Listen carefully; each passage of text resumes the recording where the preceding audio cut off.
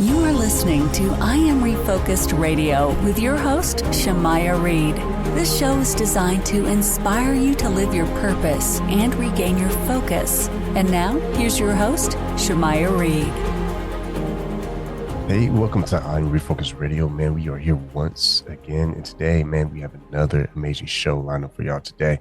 Today, we're going to talk about leadership, and we have a special guest, Jerry Fu. He is a conflict resolution coach for Asian American leaders. He also has an amazing website, adaptingleaders.com. First and foremost, I just want to welcome you to the show, Jerry. How you doing, man? Oh, I'm good. Looking forward to this. So, man, let's dive into this. Today's topic, we're going to talk about leadership, but for you and your experience with your coaching, tell us a little bit about yourself and what inspired you to do what you do today. Yeah. It's a number of different experiences. I think the first that comes to mind is, just feeling helpless, during high school when people would make fun of me, or say racial disparaging remarks against, my race or my culture, and, just trying to figure out, how can I have more of a voice, right? And how can I give people in similar situations more of a voice? And then also, when you get to leadership positions, how do you find the courage and words to navigate difficult conversations when no one's really, given you any kind of manual or guidebook to how to have these things, right? And so after I had been in enough difficult situations where I got fired because I wasn't willing to have more difficult conversations, and then even worse, I was getting in trouble with management because I wasn't willing to have difficult conversations or dismiss, people who weren't pulling their weight. I said, you know what, I need to really lean into this and study it and trust that I can actually get better at it with enough help, both from my own efforts and also from the help from people who are better at this than I am. So, you realize that sometimes your biggest struggle becomes your biggest fascination, and you say, hey, you know what? I think I just want to turn around and help more people in similar situations navigate their challenges a little better. And with the coaching that you do, you help those with work, families, and also just the inner struggle with the inner self. Mm-hmm. When you are helping people in the beginning stages, what does that actually look like? What was the process like for you and your style? Yeah. A lot of it is just figuring out where people are and what their beliefs are and how those kind of translated to their current situation, right? So I'll give two or three examples. One, one of my past clients, he's an immigrant, or he's a child of immigrants from China, right? And his parents would tell him, insist on certain things, saying, hey, just keep your head down, don't challenge authority, like even if you think something's unfair, just don't put up a fight because you don't want to lose your job over any kind of dissension. And, he stuck with these things for the longest time because he thought, well, if my parents said and they have experience that I don't, then it must be true, until he, got to a point where the resentment couldn't stay down. Right. And so, but part of it is, just figuring out, hey, where are you now? Like, how did you get here? What decisions did you make, and what beliefs led to those decisions? And then, you could use a design framework. So first we ask what is.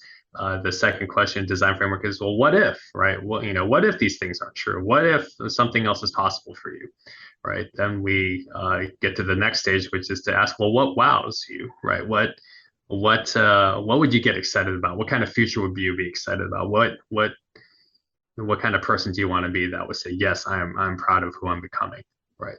And then we say, okay, well, what works, right? Finally, we say, okay, what are your minimum viable action steps to actually, make tangible progress toward this new reality that you want to define for yourself? So it's a lot of questions, a lot of listening.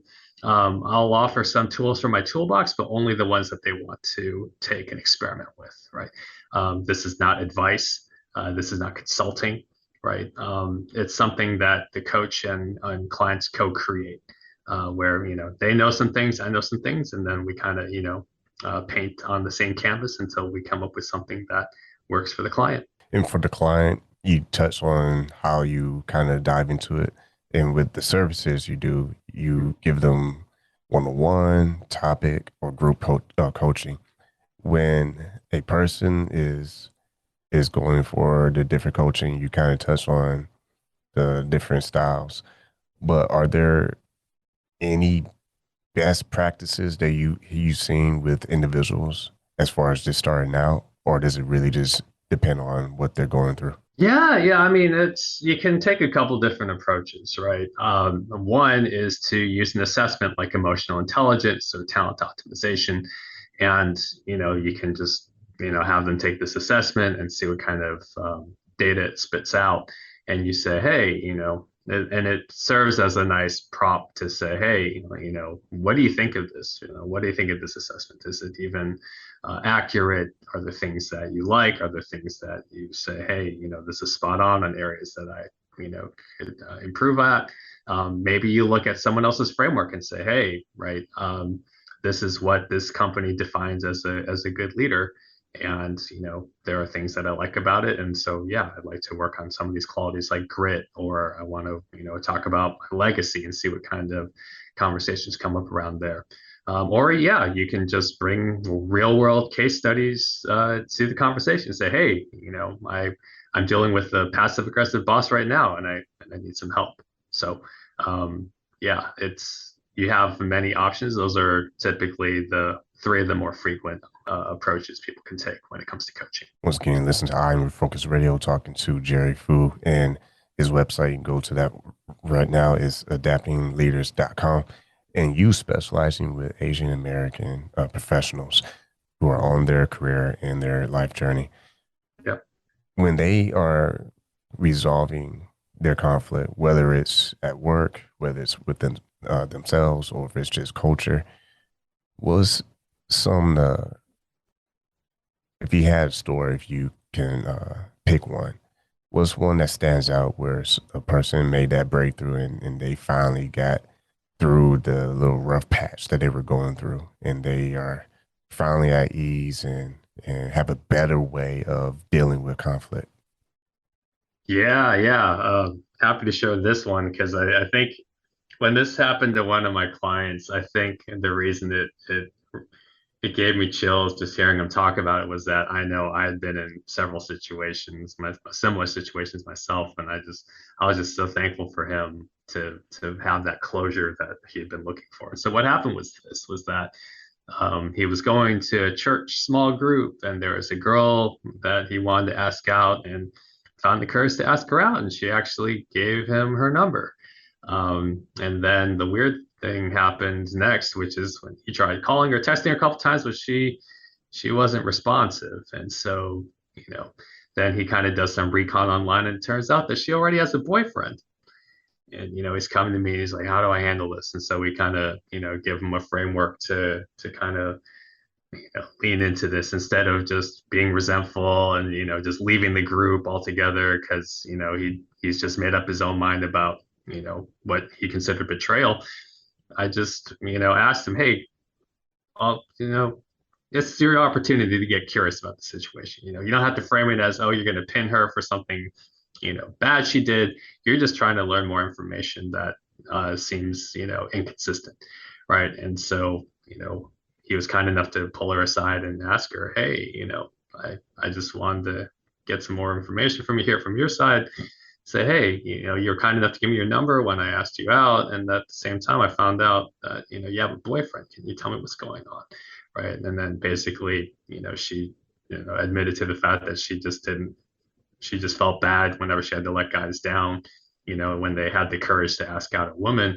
And even though she had a legitimate reason to say no, like she's in a committed relationship already. And so, for him to find out this information, even though he was sad that he found out that, he wasn't going to be dating this girl, at the same time, he understood, hey, she wasn't on the table to begin with. And he was just so thankful that he was able to get that relief later and just say, oh, I'm so thankful that I actually was able to follow through with that. And, even if it wasn't the information I was looking for, it still gave me the opportunity to move on. The only website you have a free guide where Mhm. people can get a little sample of a simple framework for hard conversations. When they look at that free guide, is that like a preview of what they can expect when they potentially get one-on-one coaching with you?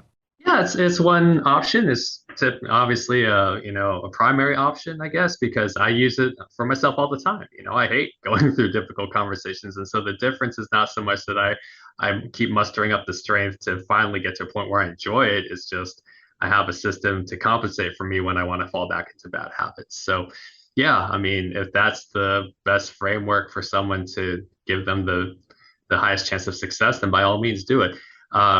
The clients with coaching, what's interesting is what people don't realize is that they're more in the driver's seat than they realize.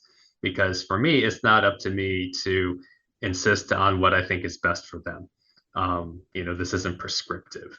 It is collaborative, right? Where I say, hey, I have this framework. Let's talk through it. Do you want to talk through it, or is there, another approach that you've heard of or you want to try? And there's other experiences and other books that I can use as reference points to figure out, do you, for this project, do you need a saw, do you need a hammer, or do you need a screwdriver? I let them tell me, well, hey, this is the best tool for the situation as far as I can tell. And it's funny you said prescription because you have pharmacy in your background that we haven't touched on, but uh, Yeah. when you use everything that you've done in your life, your personal Mhm. story, your business, coaching Mhm. business, your studies in multiple universities, and also you have a certificate in leadership as well. What makes a successful leader even more successful? And I know that's like a bizarre question, but in general speaking, what are some of the common traits that Yeah. allows a leader to continue to propel forward? Yeah, that's a great question though. I love that. Give me the strange angles, right? Because I think this is something that a lot of people don't think about. And I'll answer first by sharing an example, from a quote that John Maxwell mentioned when, he had a funny anecdote where he'd finished up a keynote presentation at one of his leadership conferences, and one of the attendants came up to him, during the break and said, "Man, I wish I'd known all this. I wish you taught this to me 10 years ago." And John tells him, "No, you don't." And the guy goes, "What do you mean?" And John humbly says, "10 years ago, I couldn't have taught you any of this." And I think it's just that willingness to realize that the path is never over.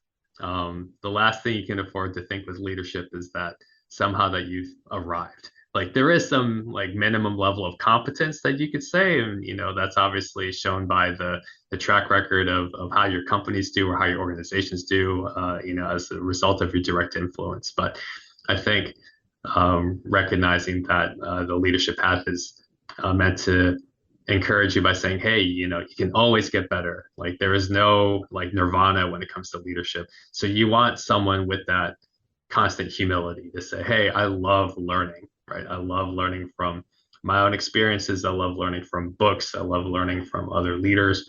Those are the kind of people that are just kind of fun to hang around because they're always studying something new, always studying something interesting. And you say, hey, you know what? Maybe I want to see what they're reading. I want to borrow their book list. I want to listen to their, the podcast that they're listening to, because they make the process and the journey of self development enjoyable. Been talking to Jerry Fu, and his website is adaptingleaders.com. And everything that we're talking about with you specializing in working with Asian American professionals Mhm. is really universal. I mean, anyone listening to this can kind of take some this golden nuggets and apply it to their own life because everyone is going to come to the point where they're going to have difficult conversations. Everyone is going to have a point in their life they're going to have to become that leader. And it's part of not just growth, but maturing. And the better you mature, the better of quality your life will become. And part of it is who you surround yourself with, who you look up to. And hopefully it's someone that's way better than you and smarter than you, because that's part of the success right there. is being around people who are where you are dreaming to be one day, or just they're in a better mental state where they can absorb some of your conflict, right? And then you can learn from them because they share their wealth of knowledge and wisdom with you. Amen. Now, when you are helping people and you're starting these communities, do you also get a chance to travel and talk to universities, college students as well? Yeah, technically, yes. I Also, I say actually, Zoom. yeah, I mean, now that the pandemic is kind of, at I guess, a more manageable point, I think that travel opportunities are probably more open. But even if that's the case, it's just, I think, easier and more budget friendly is how I'll put it for organizations and students just to, do something over Zoom. And so, yeah, I'm actually really grateful that my local alma mater, Rice University, actually brought me on as one of their coaches to help with their leadership institute. So, yeah, I get a firsthand look at students that are, very driven and motivated and self-aware enough to realize, hey, you know what, I have a great resource here, and I want to use it to better myself as a leader. So, yeah, it's interesting for sure. Just because I know at that age, an undergraduate, I was not nearly anywhere close to where they are in terms of just being willing that having a willingness to learn and grow and take on new challenges. Because before I was just so afraid of challenges, I didn't like failing. I didn't like looking incompetent. So to have these students to say, hey, yeah, I'm willing to take the assessment. I'm willing to figure out, where are my cautions, where are my pitfalls, where are some areas of opportunity for improvement, and to realize, hey, you know what, it's okay if I don't get it right the first time. It just means I'm not done. And a lot of guests on this show, they say similar things. Mhm. It's being able to trust people to point out your blind spot, because we Mhm. have blind spots and sometimes we just don't know. And Mhm. it's important to have people who can be around you and say, hey, I want to check that out.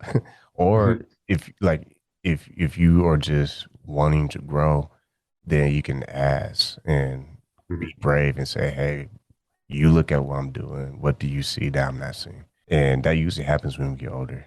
It'd been better if it happens when we're younger. If you had life hacks that you can offer your younger self Mhm. and you were coaching your younger self, what would you give to your younger self?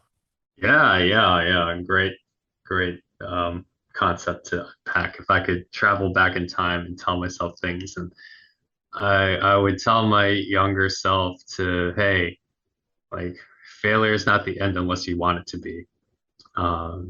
Because too often I would think, oh, I got this bad grade. Oh, okay, I guess, life is over. I picked the wrong company to work for. Oh, life is over. And you realize that life is a long, long journey. And it takes a lot of perspective. It's a big world out there, right? So that's the first thing I would tell myself. If I tell myself two more things, number two is just to say, hey, like, don't just talk about new things, like, try new things, right? Because sometimes the best way to learn something is to set it in motion. And then also, if I told myself something else, I would just tell myself to um, travel more, um, just because, I think traveling gives us a unique perspective on life that we wouldn't have any other way unless we immersed ourselves in another culture. So those are some things I would start with. And I also plug your website, adaptingleaders.com, because not being flexible, not being Mhm. able to adapt is it's a nightmare to anyone's dream. And I think a lot of people they want to have big dreams, but if you're not ready to adapt, you might be prone to be tempted to give up a lot easier. And a lot of people on the show talk about the in the mindset of no matter what happens, I'm gonna always push myself. So if it didn't work this way, well then if it's my dream, there's no plan B. I just gotta find another way to do it Mhm. the right way that's gonna work this time. And the funny thing about that statement is there's no perfect way of something working out. Mm-hmm. But if you look at it from this perspective, for example, someone wanted to be a doctor or Mm-hmm. like your case, a pharmacist, Yeah.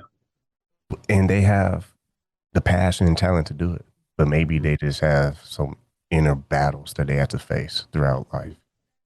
Well, if they only focus on those battles, then they may never get to live that dream. It's the same thing, whoever's listening right now. We're talking to Jerry Fu. He's a coach. He's more than a coach, though. He has a professional career. Imagine if he gave up. We wouldn't be talking on the show right now. He wouldn't have anything valuable to say. Yeah. Because people who give up, unfortunately, they don't have anything else to offer. Mm-hmm. And that's the sad part, because everyone has something to offer. That's the point. And if you give up too soon, you never know what could have been, because you'll always have regret. And that's the worst thing you can ever do to yourself, is hang up on something because you're worried about, whatever, XYZ. How important is for people to understand that their potential is always a work in progress? I mean, on a scale of 1 to 10, I'd call it an 11, right? Because at the end of the day, you're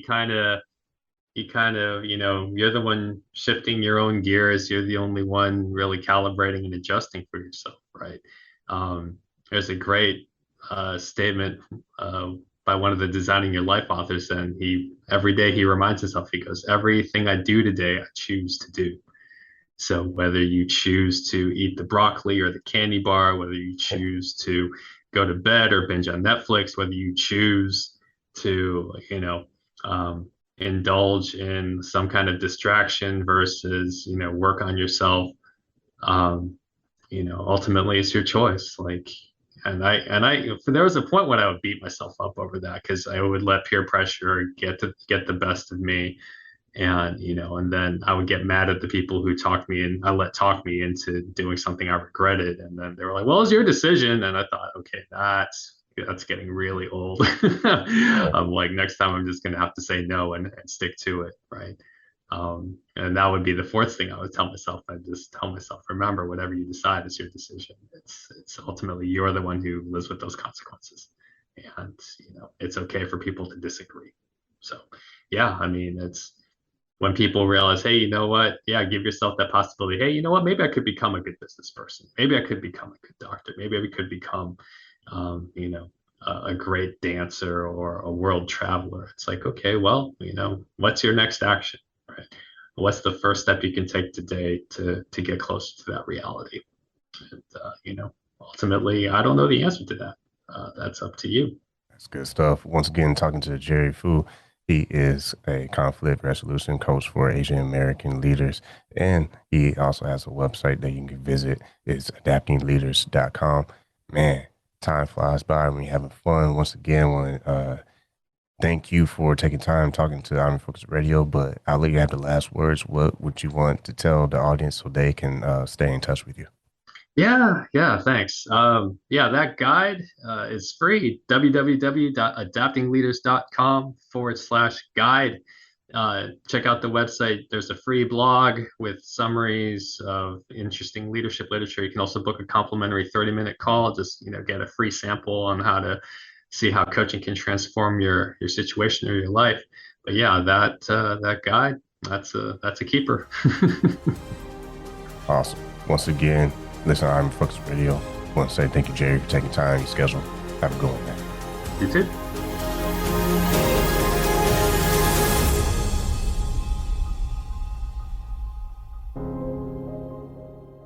Hey, it's Shamaya Reed with I Am Refocused Radio. Make sure you go to IamRefocusedRadio.com to listen to today's episode. Once again, like we always say, keep God first, stay focused, and peace.